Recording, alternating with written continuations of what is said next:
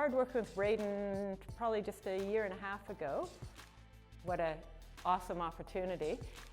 Not come from a traditional tri background. For that reason, there's lots of little fine details that still can be ironed out, but he's got everything it takes. His early days were spent mountain biking up mountains, so we're just making that transfer onto the road and time trial bike at the moment. Do you want to do, I think we take that out and just do hexagon and leg press. So let's go hexagon. I like the hexagon squat. It's good value for time because he gets core as well as legs. And then the push-up side crawl.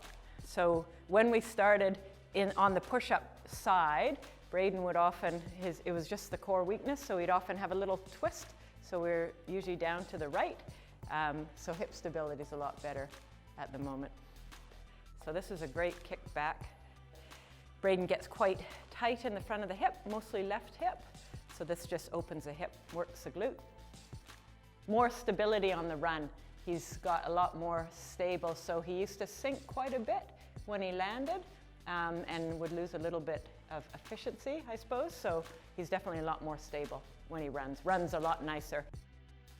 So the mental side as well is probably, and this is not just a Braden thing, this is almost all my high-level endurance athletes, is realizing that rest is really important to absorb all the training.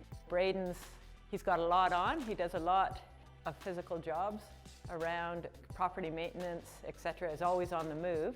And I think in order to absorb the training we need for Kona, he just needs to learn to rest a little bit more, probably eat a bit more after sessions and before he starts mowing lawns or cutting trees down.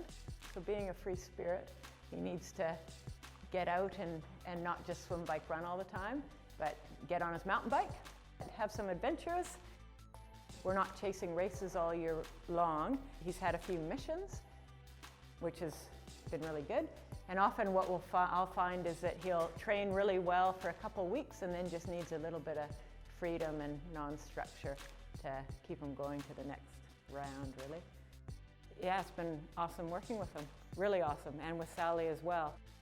So I'm really grateful for the opportunity, and I do think there's even more we can keep bringing to the table. So yeah, it's a really good opportunity.